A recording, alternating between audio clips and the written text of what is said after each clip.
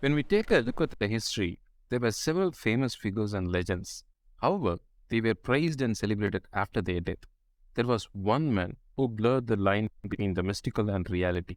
This is larger than life story. His name is Grigory Rasputin.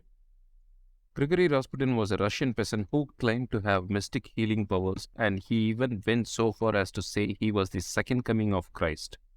He formed his own cult and even manipulated the members of royal Romanov family into believing he is truly a holy man. Once he had everyone wrapped around his finger, he used his influence over the Russian government and brought down the entire Russian monarchy. He was a man with a lot of mystery, and many believed that he was a messenger, but not from God. To give you the synopsis, he was poisoned, stabbed, and shot at point blank range several times and still survived. How is it possible? Let's decode him.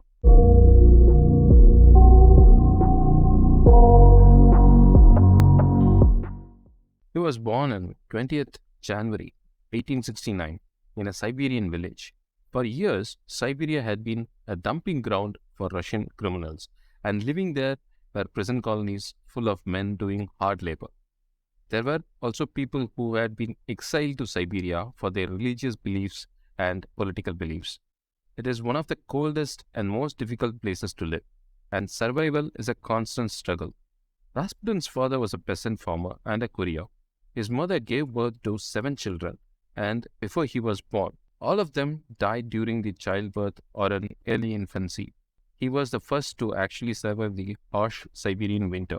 As a boy, he claimed that he would have visions from future, and the angels appeared to him in his dreams.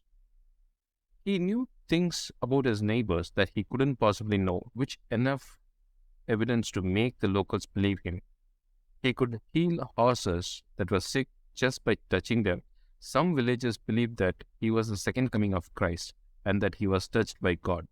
As you know, there are two sides of a coin. Similarly, others believed that he was a demonic and potentially to be working with the devil. In his early 20s, he would drink, steal, and generally get on everyone's nerves. At 28 years old, he was married and had four children with his wife. He had a reputation of being abusive alcoholic and cheating on his wife. Till this day, Rasputin's life was normal. But however, this is about to get changed drastically. One day, he stole a horse, and when the word got out that he was a horse thief, instead of facing the consequence, he ran towards a local monastery for sanctuary and ended up staying with the Christian brothers for several months. This is where Rasputin's life took a drastic change. The Christian brothers convinced him to find God and to change his evil ways. A man named Makari became his mentor, and he decided to actually join the order and become a monk. He abandoned his family in favor of traveling from place to place among the Christian brothers throughout the Russia. Many historians believe that if he spent so much time walking through the forest of Siberia, it was almost guaranteed that he would run into a cult called Klisti. But there are arguments saying that this particular cult, the Klisti, was formed by Rasputin, and others say that it was already existing and Rasputin became the leader of that particular cult. These people were part of Russian Orthodox Church, and many of their members would actually show up to a normal mass on Sunday and have a secret meetings in the wood. They believed that the salvation could be only achieved by purging the sin. They would perform ceremonies where they choked one another and let go at the last moment. So they would get high on asphyxiation. They spoke in tongues and indulged in massive orgies. So, question is, how on earth did someone like Rasputin make his way to the royal palace and influenced Romanovs? It turns out the mentor from the monastery, Makari, was actually a former religious advisor to the Romanovs. He was able to use his connection to attract the noble clients who truly believed in Rasputin's ability. And people were amazed at his powers. Makari sent a letter of introduction to one of his friends in St. Petersburg, and Rasputin went on the long journey to the city. At first, the men were shocked by Rasputin's appearance. He smelled really awful.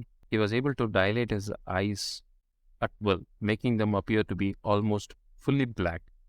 But once the priest witnessed his healing ability, he said that he must be a saint who was gifted by the powers of God.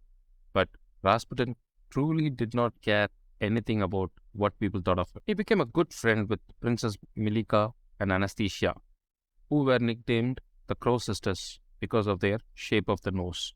They were not Russians, but they still managed to marry into Romanov family. They had they had actually been both heavily involved in mysticism and the cult. They both manipulated their way into marrying the members of the royal family. They were often treated as outcasts by the rest of the Romanov family, so they bonded with Rasputin and took him under their wing. All of this was perfect timing because Sir and Serena had just lost their first spiritual advisor, a man named Dr. Felipe. She believed that he helped her and Tsar Nicholas to have a son and heir to the throne. After having only daughters, he claimed on his deathbed that she would meet another holy man very soon to take his place. Almost immediately after this, the Crow sisters introduced Rasputin to the Tsar and Tsarina at a party. So when Alexandra learns the stories of Rasputin's miraculous healing abilities, she knows that she wanted him to help her son Alexei, who was born with a disease hemophilia, which is a condition that prevents the blood from clotting. This is also called as royal disease. Most of the European royal people have this disease, and even they can trace back to the patient's hero, who is none other than Queen Victoria. Basically, Alexei's great grandmother is Queen Victoria. But Alexandra was not fully convinced. She's still considering whether or not she could trust the peasant from Siberia. But one day, Alexei fell and scraped his knee. The bleeding was not stopping. Rasputin showed up out of nowhere to the royal palace and demanding to see the boy. He said that he had a vision from God saying that without him or his help, the prince would die. In reality, this was the insider information from the Crow sisters. But to the gods and the royal family, they were all shocked, wondering how could he have all the possible information. And once he was allowed to go and see him, he told the doctors to leave everybody and so that he could start his healing powers. Almost immediately, Alexei actually did begin to heal, and this was enough to convince Alexandra that he was truly a holy man who had magic healing powers. Modern day scientists and historians believe that this was not magic, but he was actually preventing the doctors from giving aspirin, which would thin his blood and only make his hemophilia far worse. Within just few months, Rasputin became a regular installment in the Romanov family. He began to give drugs like opium, morphine, cocaine to the Tsar, claiming that they would help his various ailments. They would get high together on a regular basis, and the Tsar became addicted, which only made him want Rasputin to come by the palace more often. Soon enough, the Tsar and Tsarina both began to feel dependency on him, and he started to visit the palace at least once a week.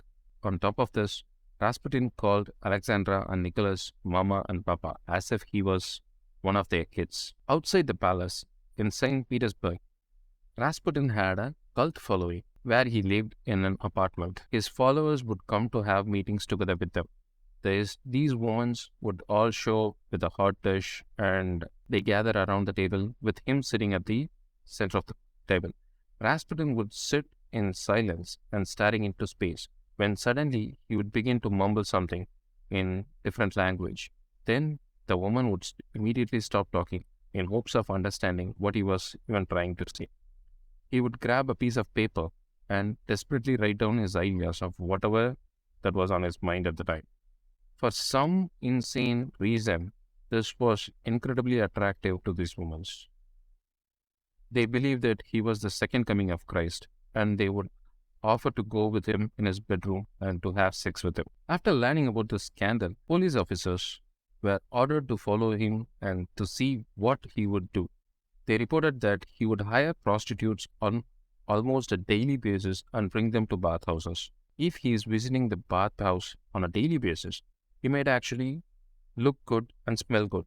But that is the controversy here.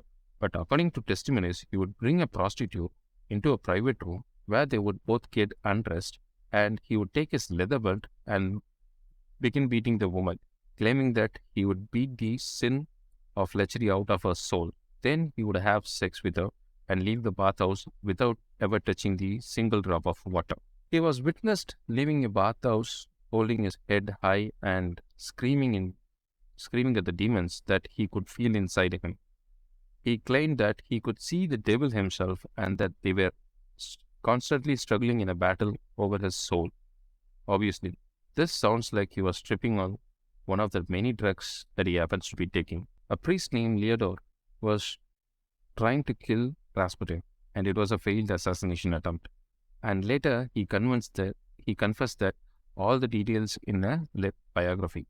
He was convinced that Rasputin was the Antichrist, so he hired a prostitute to kill him. This woman showed up to his village, waited for him outside his home. Rasputin received a telegram in the mail, and when he left the house to reply for this telegram, he noticed that woman standing and staring at him. When she got close enough to him, she stabbed him multiple times in the stomach. Even though that was not enough, she dug her hands into his stomach and pulled out the intestine. This would be a fatal blow for anybody, but not for Rasputin. He was hospitalized and went into coma. But the very same day, there was another popular figure was assassinated. His name is Ferdinand, and it was one of the many events that triggered the World War I. Instead of being by the Tsar and Tsarina to give his advisement, Rasputin was stuck in a hospital in Siberia and healing from his injuries. After hearing the news of the Great War, Rasputin wrote a letter to Tsar pleading him not to go to the war. He wrote that we will all drown in blood. The disaster is great. But the Tsar did not want to listen to Rasputin. For the first time in his career, people were actually cheering for him in the streets and fighting for the glory of Russia. The Tsar left the royal palace so that he could fight with the Russian soldiers. Alexandra was all alone, and after Rasputin healed, he returned to royal palace and became the right-hand advisor and Tsar by proxy. Over the course of 2 years, Rasputin has personally appointed several ministers, and 5 interior ministers has been changed. But he was completely uneducated in politics, so the men who he put into the power were completely incompetent. Millions of Russian men died in the war. People were struggling to find work, and the inflation went up high. The Russian people had almost no choice but to have a revolution, the beginning of the end. Rasputin wrote in his journal that he knew he would die soon, and he already made a peace with it. He believed that God was about to make him a sacrifice in order to save the Russian people, similar to Jesus Christ dying on the cross. He wrote to Tsarina, "If one of your relations bring upon my death, then none of your family will remain alive for more than 2 years. They all will be killed by the Russian people.